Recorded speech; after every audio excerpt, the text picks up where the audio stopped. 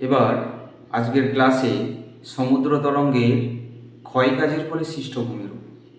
এবার সমুদ্র তরঙ্গগুলো আমাদের বঙ্গোপসাগর এবং আরব সাগরে খুব একটা এই তরঙ্গের ক্ষয়কার্যের ফলে ভূমিরূপগুলো দেখা যায় না, এবং এই জাত ভূমিরূপগুলো দেখতে হলে বেশিরভাগটা মেরু অঞ্চলের দেশগুলোতে যেতে হবে। ব্রিটিশ যুক্তরাজ্য, আমেরিকা যুক্তরাষ্ট্র এগুলোতে বেশি বেশি আছে। এবার আমাদের ভারতবর্ষেও রয়েছে, উড়িষ্যাতে রয়েছে, অন্ধ্রপ্রদেশে আছে, কেরলে দেখতে পাওয়া যায়। কিছু কিছু জায়গায় এই সমুদ্র তরঙ্গের ক্ষয়জাত ভূমিরূপগুলো এগুলো দেখতে পাওয়া যায়। এবার তাহলে সমুদ্র তরঙ্গের যে আগের ক্লাসে বলেছিলাম যে ক্ষয়কাজের যে বিভিন্ন পদ্ধতি আছে, জলপ্রবাহ ক্ষয়, অবকর্ষ ক্ষয়, ঘর্ষণ ক্ষয়, জলের চাপ দ্বারা ক্ষয়, সেই ক্ষয়গুলো কিন্তু সেই ক্ষয়ের ফলেই এই ভূমিরূপগুলো কিন্তু তৈরি হচ্ছে। তাহলে প্রথম থেকে স্টেপ বাই স্টেপ আমি বলছি। যখন সমুদ্র তরঙ্গ ধরো উপকূলে এসে আছড়ে পড়লো, অর্থাৎ এটা একটা উপকূল, এই উপকূলে এসে যখন প্রথমে সে আছড়ে পড়বে, তাহলে সে জলের একটা প্রেসার থাকবে, শক্তি থাকবে। সেই চাপের ফলে কি হবে, উপকূলের শিলাটা যদি কঠিন হয় তাহলে কিন্তু ক্ষয় করতে অনেক সময় লাগবে, এবং উপকূলের শিলাটা যদি নরম প্রকৃতির হয় সে কিন্তু সহজেই কিন্তু ক্ষয় হয়ে যাবে। তাহলে যেখানে নরম প্রকৃতির শিলা থাকবে সেখানে উপকূলে এসে আছড়ে পড়ল, আছড়ে পড়ার পর যে ঢালুযুক্ত ভূমিভাগ তৈরি হয় সেইটাকেই আমরা বলছি সমুদ্র ভিগু। অর্থাৎ সমুদ্র তরঙ্গ উপকূলে আছড়ে পড়ে যে ঢালুযুক্ত ভূমিরূপ তৈরি হয় সেটাকে সমুদ্র ভিগু বলা হয়। এই সমুদ্রের ভিগুরও আবার কয়েকটা বিভিন্ন পর্যায় আছে, প্রক্রিয়া রয়েছে, সাধারণভাবে হয় না। এই সমুদ্র ভিগু যত সমুদ্র তরঙ্গ আঘাত করে তত সমুদ্র ভিগুটা কিন্তু পেছনের দিকে পিছিয়ে যেতে থাকে। কিভাবে পিছিয়ে যেতে থাকে, ধরো কোনো একটা সমুদ্র তরঙ্গ উপকূলে এসে প্রথমে উপকূল ভাগটা এরকম খাড়া থাকে, উপকূলে এসে আঘাত করলে কি হবে, এখানে নিচের শিলাস্তরগুলো ক্ষয়ে গেল, ক্ষয় করতে করতে করতে করতে এই অংশটা ভিতরের দিকে প্রবেশ করলো, এবং উপরের অংশটা কিন্তু সে ঝুলে থাকবে, এবং ঝুলে থাকতে থাকতে অতিরিক্ত ক্ষয় হয়ে গেলে তখন এই উপরের অংশটাও কিন্তু আস্তে আস্তে ধসে পড়বে। এইভাবে সমুদ্র ভিগু কিন্তু পেছনের দিকে হচ্ছে পশ্চাদপসরণ করে। এবার সমুদ্র ভিগু মসৃণ হবে না এবড়ো খেবড়ো হবে, সেই ঢালটা কিন্তু সেই এবড়ো খেবড়ো হবে না মসৃণ হবে শিলাস্তরের নতি ঢালের ওপর নির্ভর করে।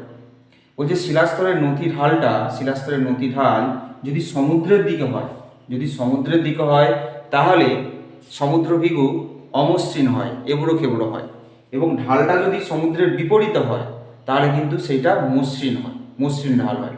বোঝা গেছে? তাহলে এইভাবেই সমুদ্র ভিগু গঠিত হয়, এবং কাকে বলে দু তিনটে বৈশিষ্ট্য এবং উদাহরণ দিতে হবে। আচ্ছা, সমুদ্র ভিগু তো গঠিত হলো।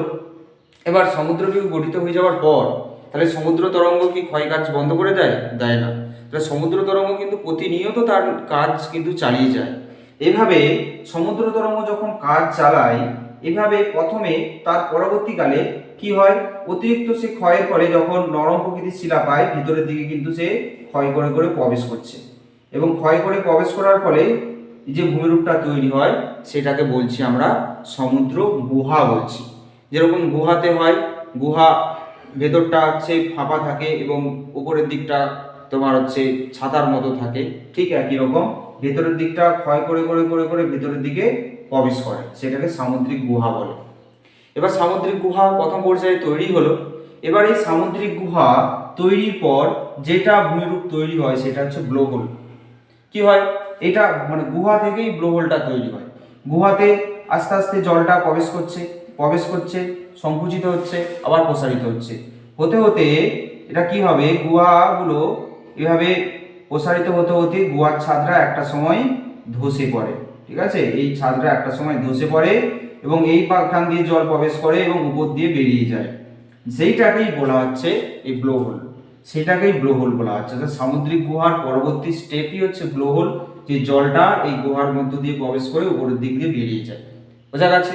তাহলে তিনটে ভূমিরূপ আমি বলে দিলাম, সমুদ্র ভিগু, সমুদ্র গুহা আর ব্লোহোল।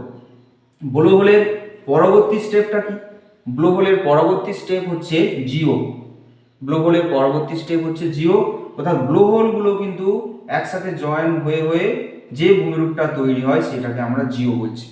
ব্লোহোলটা জয়েন হয়ে যে ভূমিরূপটা তৈরি হচ্ছে সেটা হচ্ছে জিও। আচ্ছা, জিও, তাহলে ব্লোহোলগুলো একত্রে জয়েন হয়ে যে ভূমিরূপটা এটা হচ্ছে জিও। আচ্ছা, জিওর পর এই জিওগুলো আরো অনেক ধসে যায়, ধসে যাওয়ার পর কি হয়, স্ট্যাক এবং স্ট্যাম তৈরি হয়। স্ট্যাক এবং স্ট্যাম, বোঝা গেছে? ধসে যাওয়ার পর যে ভূমিরূপটা তৈরি হয় এই যে স্ট্যাক ও স্ট্যাম তৈরি হয়। স্ট্যাকটা কি? স্ট্যাক এবং স্ট্যাম এই তোমার ক্ষয়কার্যের ফলেই হয়। স্ট্যাকটা উচ্চতাগত দিক থেকে একটু বেশি উঁচু, আর স্ট্যামটা উচ্চতার দিক থেকে একটু কম উঁচু। বোঝা গেছে?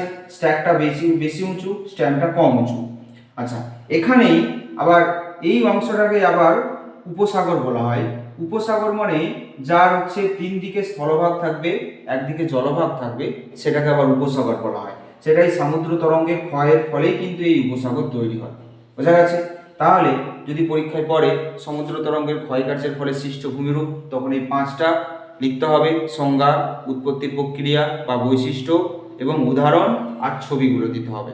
এবং আলাদা আলাদা 2 নম্বরের হয়েও পড়তে পারে, জিও কি, স্ট্যাক কি, স্ট্যাম কি, এগুলো পড়লে এগুলো লিখতে হবে। বোঝা গেল?